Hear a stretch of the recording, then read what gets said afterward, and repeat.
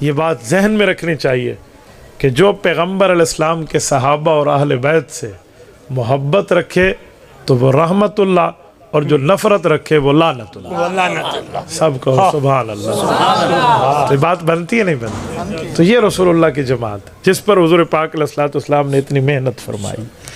اس طبقے کو قرآن کریم نے حزب اللہ کہا ہے۔ یہ سورت ہے سورت نمبر 58، سورت المجادلہ۔ مجادلہ کا معنی ہوتا ہے آپس میں بحث کرنا، لڑائی والی ترتیب پر بحث کرنا کہ ایسے ہو جائے جی، ایسے ہو جائے جی، نہیں ایسے ہو جائے۔ یہ کس کی لڑائی ہوئی تھی؟ یہ کس کی بحث ہوئی تھی؟ یہ کس نے آ کر شکوہ کیا تھا اور کس سے کیا تھا؟ یہ بھی تو سورت میں ہمیں پتہ چلے تو یہ موجود ہے۔ سورت نمبر 58 ہے، 28ویں پارے کی پہلی سورت ہے۔ یہ جھگڑا ہوا ہے ایک عورت اور اللہ کے رسول صلی اللہ علیہ وسلم کے درمیان۔ عورت کون ہے؟ صحابیہ ہے، حضرت خولہ ہے۔ کوئی کافر بھی نہیں ہے، کوئی لڑائی کسی بغض کی بنیاد پہ بھی نہیں ہے، اپنے حق کے وصول کرنے کے لیے۔ لیکن لڑائی اس کی تھی کس سے؟ اپنے شوہر سے۔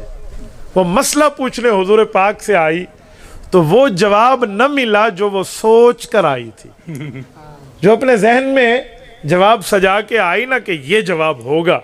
بظاہر تو عورت مظلوم تھی اور مظلوم ہی تھی یقیناً، لیکن جواب اسے اس کی توقع کے مطابق نہیں ملا، جواب اس کی سوچ کے مطابق نہیں ملا، تو وہ تھوڑی سی جھگڑنے کے انداز میں بات کرنے لگی۔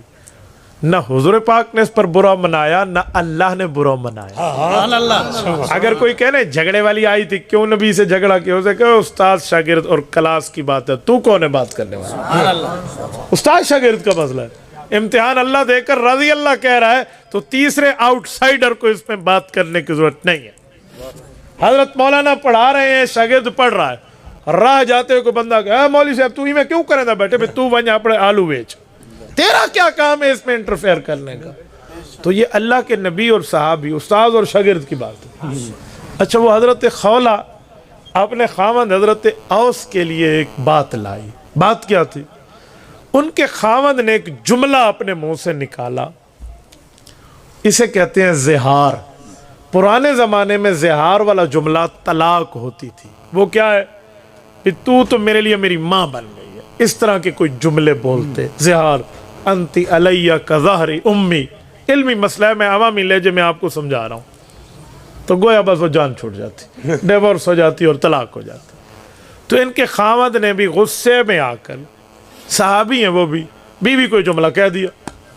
اب بیوی کتنے بچوں کی ماں، والد شہید ہو گیا، ماں فوت ہو گئی ہے، بھائی شہید ہو گئے ہیں، پیچھے واپس جائے تو میکے میں کس کے پاس جائے؟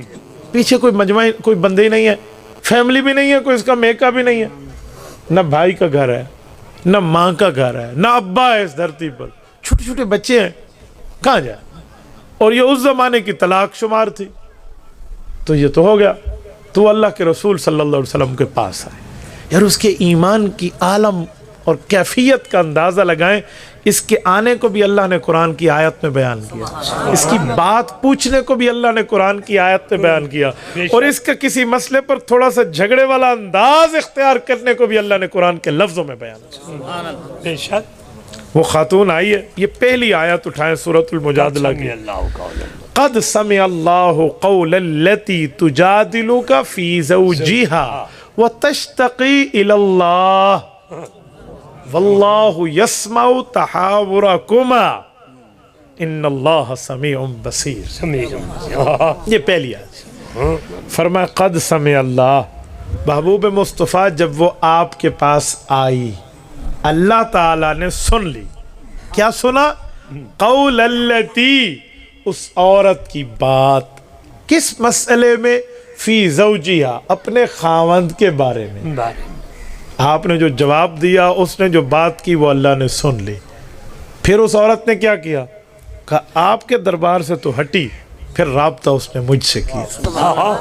وَتَشْتَكِي إِلَى اللَّهِ، اللہ کے سامنے ہاتھ اٹھا کر شکایت کے طور پہ دعا کرنے لگی کہ میرے مولا میری جگہ کہاں ہے، میں جاؤں تو جاؤں کہاں، میرے خاوند نے غصے میں یہ لفظ بول دیا، اللہ کو میرے لیے حال ہے۔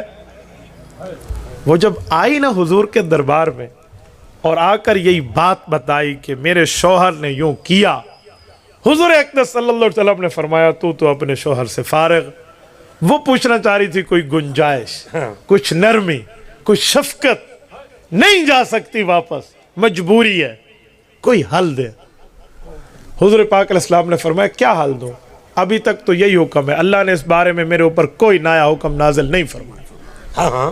اب اس کو اس کی توقع کے مطابق جواب نہ ملا، یہ رونے لگی دربار الہی میں اور ہاتھ اٹھائے کہ مولا محمد کریم علیہ التحیت والتسلیم تو آپ کے احکام کے پابند ہیں، آپ حکم دیتے ہیں، حضور ہمیں پڑھ کے سنا دیتے ہیں، آپ ہی حکم حضور پہ نازل فرما دیں۔ ایمان کی طاقت دیکھ یار، اس نے فرش پہ دعا مانگی ہے، رب نے عرش سے قرآن نازل کیا۔ یہ سورۃ المجادلہ نام رکھ دیا، لڑائی جھگڑا وہ جو بات تھی نا وہ طرز، یہ اسی بارے میں بات ہوئی۔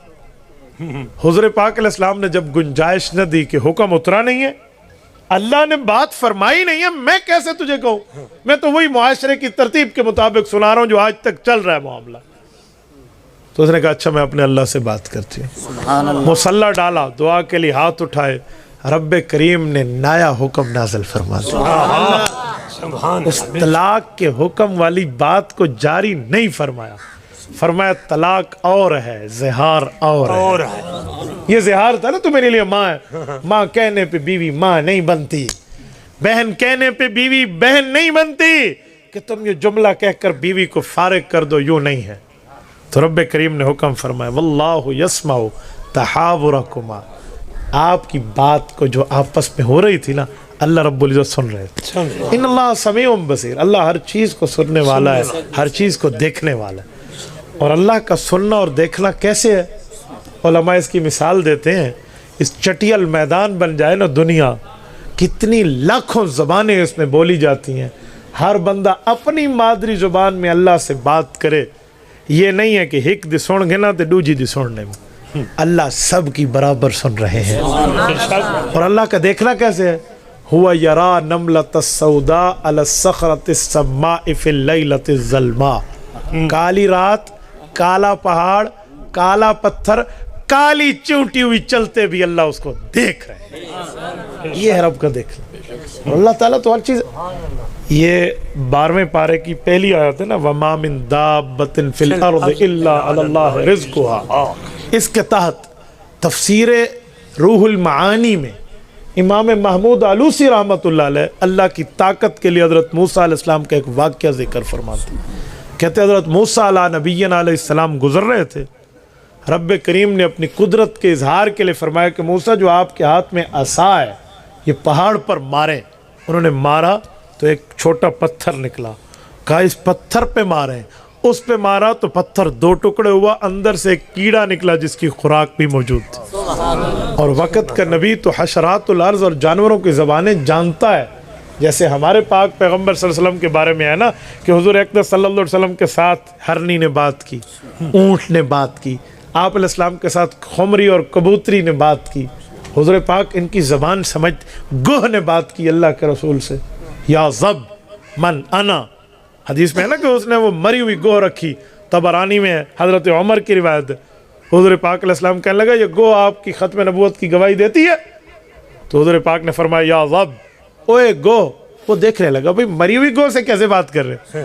امام طبرانی کہتے ہیں حضرت عمر نے فرمایا فَيَجِيبُهُ بِلُغَةٍ عَرَبِيٍّ مُبِينٍ، اس گوہ نے واضح عربی زبان میں جواب دینا شروع کر دیا، کہ لبیک وسعدیک یا رسول رب العالمین، کہ اللہ کے رسول میں حاضر، میری خوش قسمت مجھے آپ نے بلایا، میری خوش قسمتی فرمائیے۔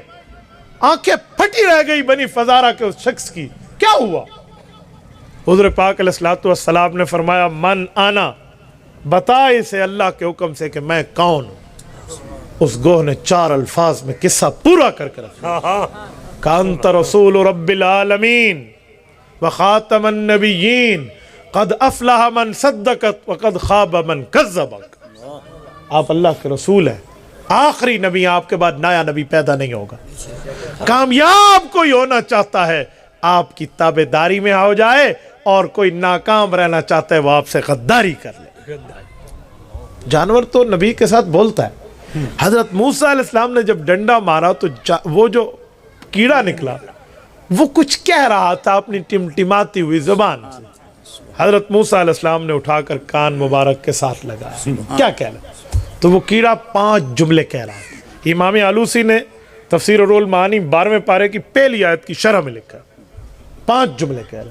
سبحان من یرانی یعرف مکانی یسمع کلامی یرزقنی ولا ینسانی.